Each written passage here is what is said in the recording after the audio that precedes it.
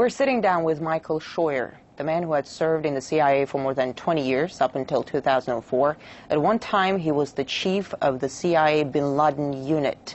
Then he went and exposed how counter-effective Washington's methods were in the fight against terror. He looked at the U.S. through its enemy's eyes. In fact, it's the title of one of his books called Through Our Enemy's Eyes. I'm very pleased to have the chance to interview you, Thank Mr. you. Sheuer. I'm glad to be here.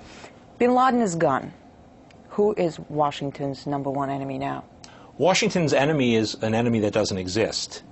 We're fighting an Islamic enemy that Washington believes is out to kill us because we have elections, because we're free, because we have women in the workplace. It's an enemy that doesn't exist. It didn't exist when bin Laden was alive. It doesn't exist now. America is being attacked because of its foreign policy in the Muslim world, because of its support for Israel, because of its support for the Saudi police state, because of its presence on the Arab Peninsula. And until we accept that, until Americans can say to each other, whether you support aid to Israel or not, our relationship with Israel is causing this war, we are not going to be able to defeat this enemy. And Israel itself as a country is not the problem. The real problem is the leaders of the Jewish American community in the United States who influence and corrupt our Congress to support Israel when we have no interest there. You imply that the Israeli lobby is dragging the United States into the wars, into Absolutely. the conflict? They're absolutely dragging us in. Iraq was a war that was proffered or was called for mainly... Then let me ask you this. Yeah. The situation in the region, in the wake of all these revolutions in the Middle East and North Africa, yes. You can pretty much describe it as turmoil. Turmoil is no good for Israel. Isn't there a contradiction to what you're saying? Well, the American political establishment is caught between two things. They're extremely pro-Israel, and they're almost Marxist in their belief that democracy and the spread of democracy is inevitable in all places, in all peoples, at all times. And so they need to protect the Israelis, but they can't say what is a reality. For example, there is not going to be a democracy in Tunisia, or Libya or Egypt that in any way resembles democracy in the West. And yet what they've done is create anarchy. They've created a situation where the only beneficiaries are the Islamists. The guns that have flown out of Egypt, out of Tunisia, out of Libya to the Islamists have been enormous in their volume. And the prisons that were opened in Egypt, Tunisia, and Libya have reinforced the Islamist groups across the world. So their mindless pursuit of secular democracy, at the end of the day, endangers the stability of the region and probably the whole world. Are you saying we're going to see further radicalization of the region? Oh, especially in Africa. Yes, ma'am. The guns that are flowing out of the three places where there were Arab Spring revolts are going to cause problems in Somalia, across North Africa, and in Nigeria. Let's talk about Syria. Yes. Syria says the earth will start shaking if anyone intervenes in their internal affairs. How badly does the U.S. Is the U.S. trying to interfere? Oh, I think we're interfering unconscionably. Until they removed the U.S. ambassador, he was running around the country trying to encourage groups to overthrow the Syrian government. That is not the role of any diplomat, United States or Russian or Chinese or British. We have really very cold-bloodedly urged Syrians to get out on the street knowing that they're going to get shot down by their government.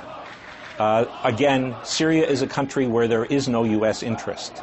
Since I was a little boy, we've been afraid of the Syrians, and if you look at the map, it's hard to imagine that little blot of country called Syria could be a threat to the United States. The CIA has reportedly worked with the Syrian opposition for years. Well, I'm not sure we worked with the Syrian opposition. We've certainly worked with the Syrian WikiLeaks government. Cables, well, I haven't. Yeah. Well, then, if it's there, it's there. But our relationship with the Syrians is really a relatively unimportant one. But again, it's another very good example of the dichotomy in the thinking of American leaders. Because as we call for democracy in Syria, if Assad goes, Israel's security goes straight down. If the region becomes a complete mess, doesn't Washington see any dangers to Israel? I mean, with Iran involved, it won't be pretty. I think that's exactly right, ma'am. I don't know what the thinking is, except that they have come down on the belief that democracy is better for everybody. And the truth is, American and Western foreign policy interests in the Middle East have depended for 50 years on the maintenance of tyranny. Tyranny that gave us access to oil, tyranny that protected Israel, and in the last 20 years, tyrannies that persecuted Islamists to protect us. All of that is going by the wayside. And to the Israelis' credit, the Israelis are the only ones who have stood up and said, democracy may not be very good for our security, and they couldn't be more correct. About Iran, what's Washington's plan for Iran? Whatever Israel's plan is for Iran. Both parties, Republicans and Democrats, are deathly afraid that the Israelis will attack them off their own hook. And if Israel attacks Iran, the Americans will get blamed for condoning it, whether we did or not. So I think what we're seeing is a slow, almost inexorable advance toward some kind of a conflict with Iran. What do you make of these recent accusations that the Iranian government was trying to kill the Saudi ambassador in Washington? I'm not in a position to know whether or not the information was accurate. But when I was a young intelligence officer, I worked against Iran and Lebanese Hezbollah. And I can tell you, in the 90s, they were meticulous in covering their tracks and only using as agents of terrorism their own people. The plot that was described by the Attorney General of the United States is a comic opera. Through a Mexican drug cartel. Yeah, and to believe that the Iranians would risk war with the United States, Israel, and much of NATO to kill a Saudi ambassador who was not even part of the royal family, that's hard for me to believe. Let's talk about Libya. Libya is in ruins in the wake of NATO bombings. Yes. It's brimming with weapons. Yes. An al-Qaeda flag was planted over a courthouse in Benghazi. Yes. How good of a playground is Libya for people with radical agendas? Very strong Islamist presence in Libya. Since the war against the Soviets in Afghanistan, Libya has sent as many of its people to fight in those insurgencies, the Islamist insurgencies, as any other country in North Africa, maybe outside of Saudi Arabia. The Libyan Islamic Fighting Group fought a long time against the Soviets. They fought against Gaddafi. A great number of Libyans went to Iraq and to Afghanistan to fight us. And whatever strength the Libyan resistance had in terms of military capability, that came from experienced Islamist fighters. So the idea that somehow there's democracy afoot in Libya is just simply wrong. Could it become a hotbed of terror? I don't know if it could become a hotbed of terror, but it can become a country that's decidedly anti-American, anti-NATO.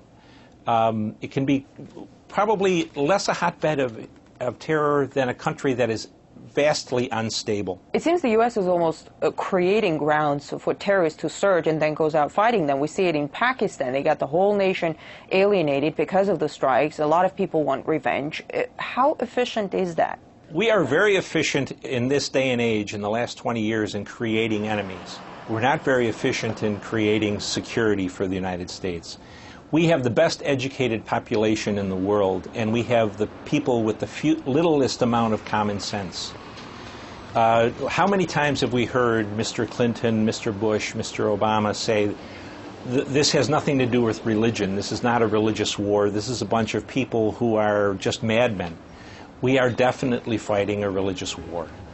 And until we come to realize that, we are never going to be able to defeat it. In fact, we're encouraging the growth of a new generation of people who are going to fight us. The U.S. is pulling its troops out of Iraq, but at the same time, it's boosting its military presence in the Persian Gulf. More ground troops are planned to be deployed. New drone bases are being built. What do you make of such expansion?